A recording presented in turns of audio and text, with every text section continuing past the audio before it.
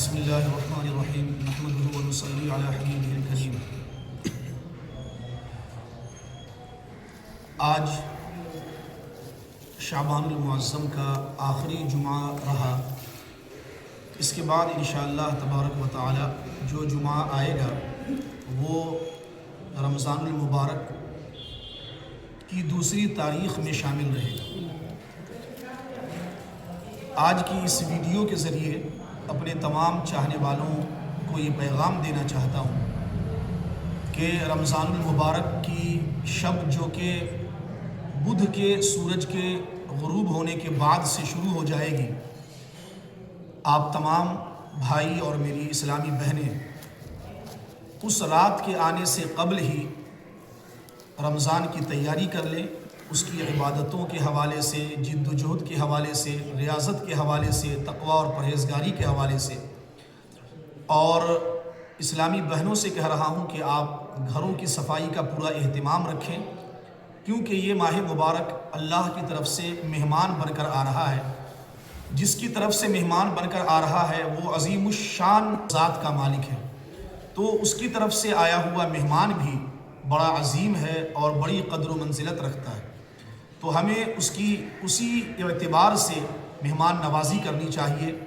تو ہماری تمام اسلامی بہنیں اپنے گھروں کی صفائی کا، اپنے جسم کی صفائی اور پاکیزگی کا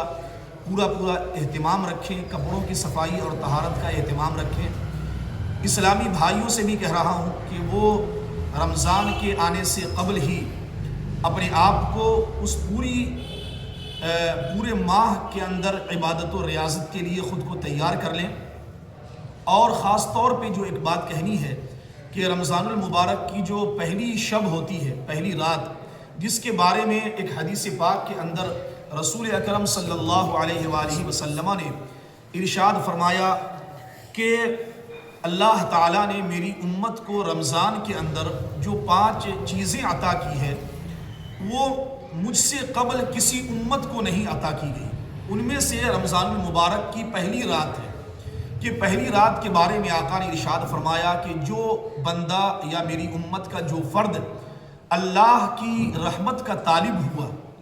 اور اس کی رحمت کا طلبگار اور امیدوار بن کر رات گزاری، اللہ کو یاد کیا، اس کی رحمت کو یاد کیا، تو اللہ تعالیٰ اس پہ نگاہ رحمت فرماتا ہے۔ یعنی جس پر اللہ کی نگاہ رحمت پڑ جائے پھر اللہ تعالیٰ اسے کبھی بھی عذاب کے اندر گرفتار نہیں فرماتا۔ تو وہ جو پہلی شب ہوگی رمضان المبارک کی وہ بڑی قدر و منزلت والی ہے۔ اس رات میں نماز عشاء پڑھنے کے بعد، تراویح مکمل پڑھنے کے بعد آپ جب گھر جائیں گے، تمامی حضرات سے کہہ رہا ہوں اور تمام اپنی بہنوں سے کہہ رہا ہوں، تو اس رات میں بھی اس کے علاوہ کچھ وقت نکالیں گے جو وقت اللہ کی عبادت کے لیے ہوگا اور اللہ کی یاد کے لیے ہوگا،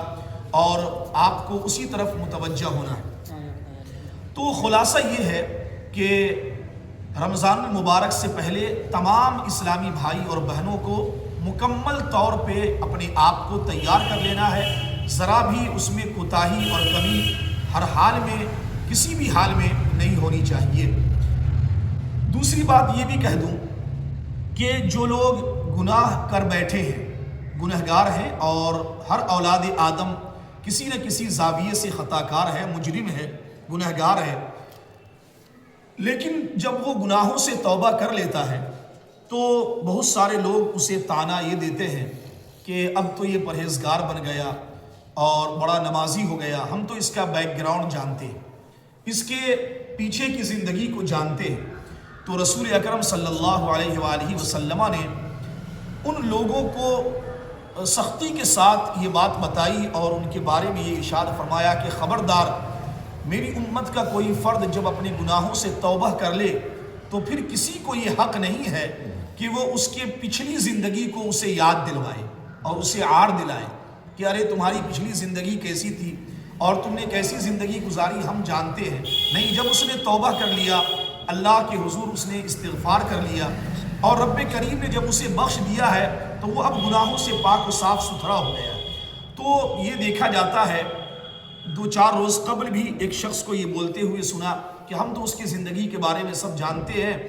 اور آج وہ پارسا بن گیا، نیک بن گیا. نہیں، ہرگز نہیں. جب کوئی توبہ کر لے تو پھر اس کی پچھلی زندگی کو ہرگز نہ یاد کرنا ہے، نہ اسے یاد دلانا ہے کہ تم پچھلے کیا تھے. تو رمضان المبارک کی تیاری کیجئے. آپ تمام جو گھر جا رہے ہیں، گھر لوٹ رہے ہیں، اپنے گھر کی عورتوں سے بھی کہیں کہ رمضان سے پہلے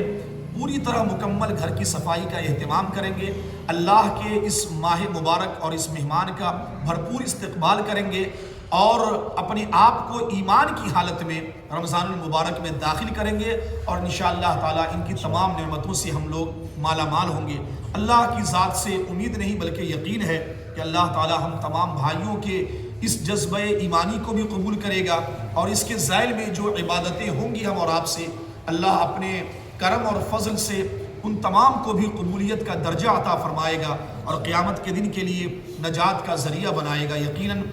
اور یہ دعا ہے کہ اللہ تعالیٰ ہم سب پہ کرم فرمائے، رمضان میں داخل فرمائے، اور رمضان کی تمام تر نعمتوں اور برکتوں سے ہم تمام کو مالا مال فرمائے. السلام علیکم ورحمۃ اللہ وبرکاتہ.